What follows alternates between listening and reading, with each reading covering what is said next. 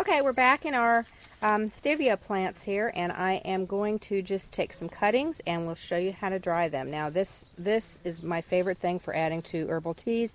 Naturally sweet, incredibly sweet plant.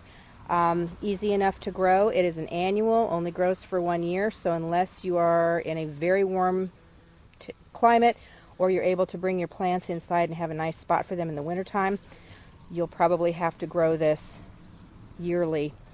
They're not easy to find in garden centers, although I actually did see a few around this year. Normally I've had to order this plant. I've not had much luck with it from seed. We have done the cuttings with it frequently and they do beautifully. So anyway, let's get started with our cuttings. So I'm going to come down, and this plant, I'm going to snip this right down here, right between these leaves, and what will happen is this cut will cause this plant to bush out. The object is to get as much herb as you possibly can before the plant sets its seeds. Once the plant starts to go to seed, the leaves get smaller and the plant puts all of its energy into producing seeds for survival of the species. So this is it. We'll take a few more cuttings here, and then we'll go in. I'll show you how. It's super easy ways to dry these. I tend not to use any heat with my herbs. I think they have a better flavor if they're allowed to dry naturally without use of dehydrators or ovens, or especially microwaves.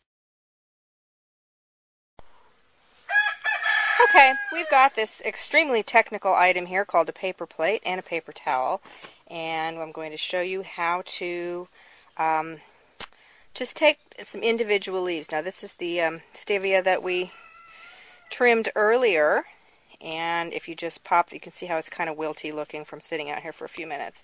But if you want to just do individual leaves, you can do individual leaves like so, because the stem is generally not used. Again, easy way to do this is to grab a hold of the plant, the tip, and just swipe down and you get your leaves. Now, I will do a whole plate full of these and just let them sit, and then once they're dried, you kind of just mix them up every day for a few days. You'll notice that they get kind of crunchy. And once they're to that point, you can bag them up. I also generally stick my herbs in the freezer. If you've got room, you can do this. If not, don't worry about it. Just to kill off any pest eggs that, microscopic little things that may or may not be on here. It's just a habit that I've gotten into over the years. Anyway, so this is all you do, and once you get your plate full, like I said, you can just let them dry and poke at them periodically just to make sure they're drying evenly and getting some airflow to them. Okay? You can take individual stems and put them together like so. I'm just making a little herb bundle here. And once you get a few bundled together, you can take a rubber band, band them up,